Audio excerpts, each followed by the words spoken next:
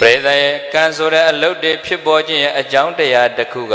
ဒေါသောတဲ့အမျက်ဒေါသတရားကြောင့်လည်းဖြစ်တယ်။ဘာကြောင့်ဖြစ်တာလဲ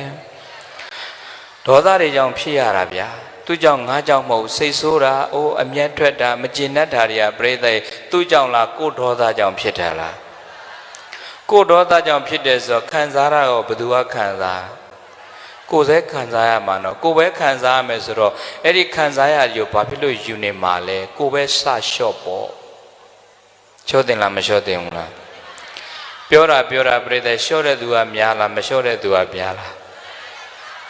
မလျှော့ဘူးနော်ဘာဖြစ်လို့လျှော့ရမှာလဲငါမှန်နေတာပဲဆိုတဲ့သူတွေတောင်ရှိသေးတယ်နော်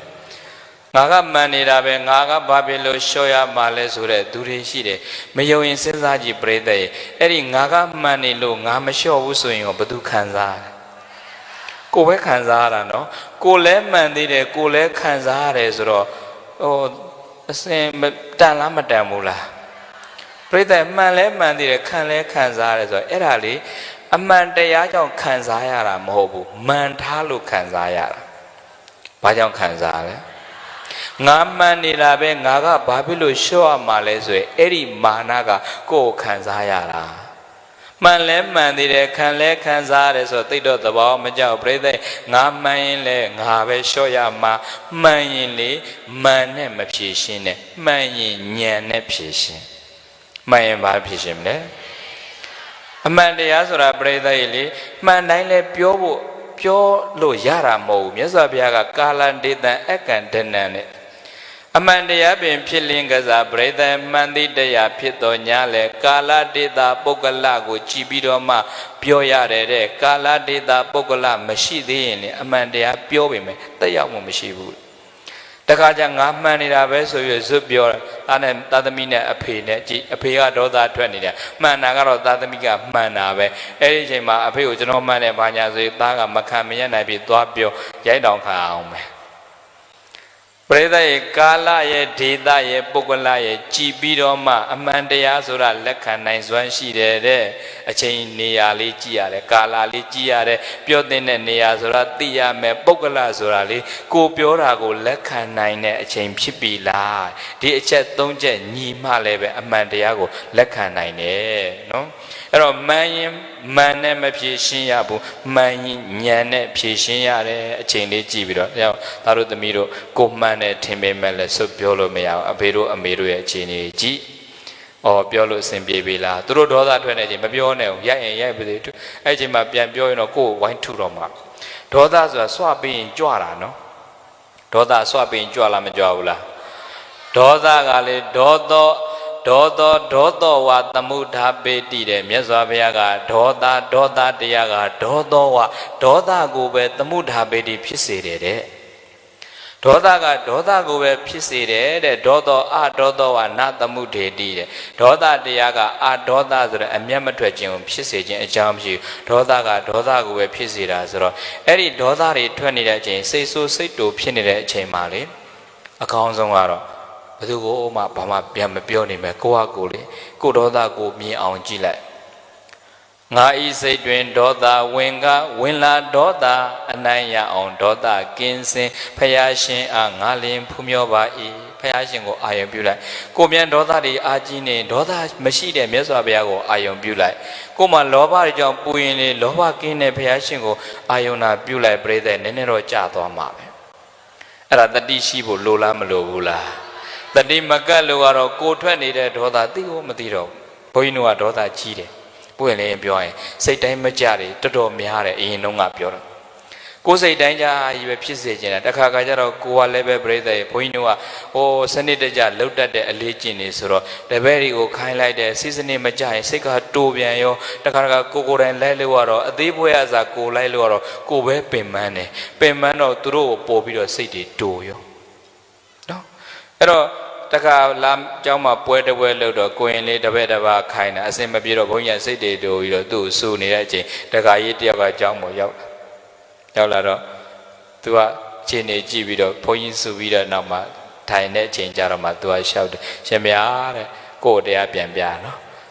ဒေါသတွေသိမထွက်ပါနဲ့ဖေဟာလျှော့ပါတဲ့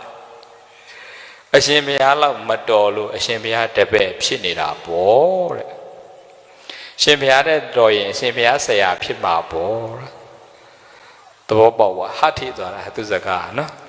ကိုလောက်မတော်လို့ကိုတပည့်ဖြစ်နေတာပဲကိုလောက်မတော်လို့ကိုရဲ့အရေးမှလာခိုးနေတာကိုတဲ့တော်ရင်ကိုဆရာဖြစ်မှာပေါ့ဩဟုတ်တာပဲသူ့တန်ရဒါကြောင့်ဩတခါကသားသမီးနဲ့မိဘကြားမှာအဖေကသားကိုဖြစ်စေခြင်းနဲ့သမီးကိုဖြစ်စေခြင်းနဲ့ဟိုကကိုလောက်မှမဖြစ်တာကိုလောက်မှအကြောင်းတရားမပါလားကိုလောက်မှပါရမီမဖားလားကိုနဲ့သွားပြီးတော့ရေပဲညှိတော့သားသမီးနဲ့မိဘကြားမှာအဝင်ခွင့်ကြမဖြစ်ဘူးဆရာနဲ့တပည့်ညာပါအဝင်ခွင့်ကြတယ်မဖြစ်ဘူးဆိုတော့ပြိဿရဲ့သူ့အကျင့်လေးလည်းကြည်ရတယ်ကိုဖြစ်ချင်တာကြီးပဲပြောလို့မရဘူးဆိုတော့လေ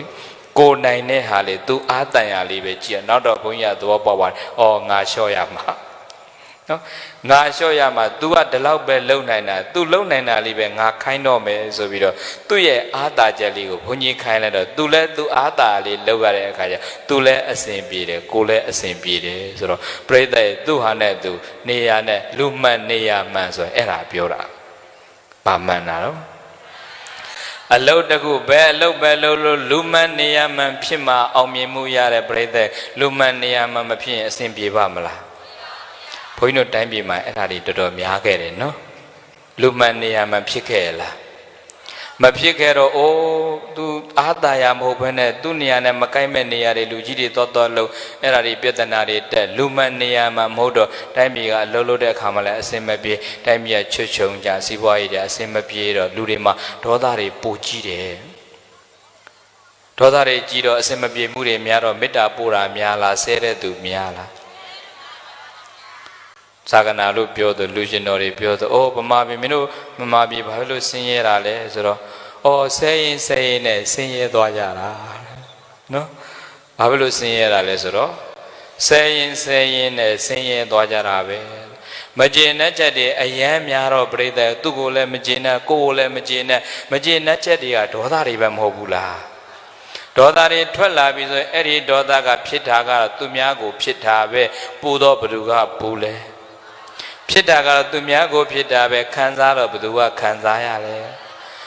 ကြည်စမ်းမကျေနပ်တာကသူ့ကိုမကျေနပ်စိတ်ဆိုးတာကသူ့ကိုစိတ်ဆိုးတာဖြစ်တော့ကိုကခံစားရတာကိုကဆိုတော့ပြိဿတန်လားမတန်ဘူးလား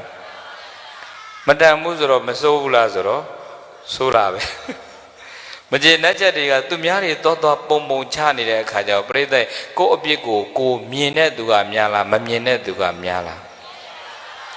အဲ့တော့ကိုအပြစ်ကိုမမြင်သေးသမျှတော့ပြိဿအဲ့ဒါတယောက်နဲ့တယောက်ဒေါသတွေနဲ့အာဃာတတွေနဲ့ပူလောင်မှုတွေပဲဖြစ်နေတော့မှာမြတ်စွာဘုရားကသူများအပြစ်တွေလိုက်ကြည့်မနေနဲ့ကိုအပြစ်ကိုလည်းကိုမြင်အောင်ကြည့်တဲ့နာပရိသံဝိလောမနိနာပရိသံကတာကတံအတ္တနောဝအဝခေယကတာနိအကတာနိသ